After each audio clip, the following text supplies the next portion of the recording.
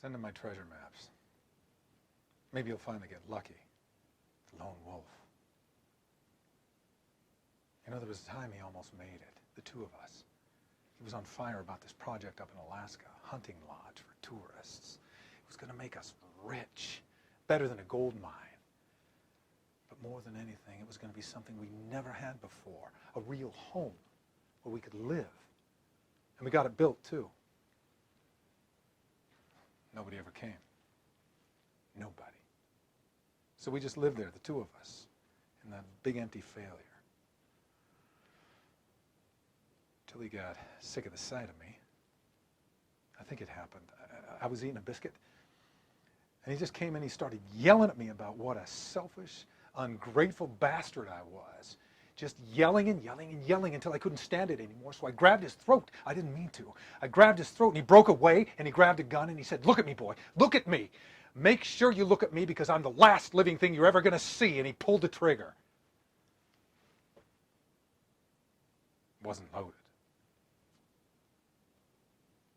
He started crying, bawling like a baby.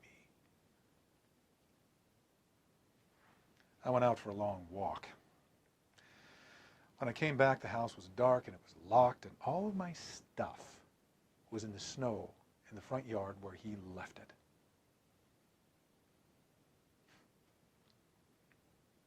I walked away. I never looked back. And I guess the only thing I'm really going to miss in this world is that sorry old man and his pathetic dreams. There will be no closing arguments. I have heard quite enough to pass judgment.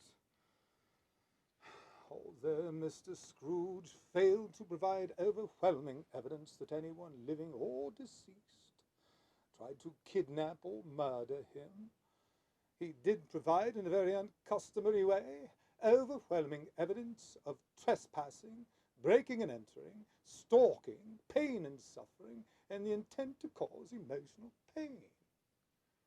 Further, I find overwhelming evidence, including his own statement, that Mr. Marley did plot, contrive, and conspire the events of said evening, and without such contrivance none of the events would have occurred.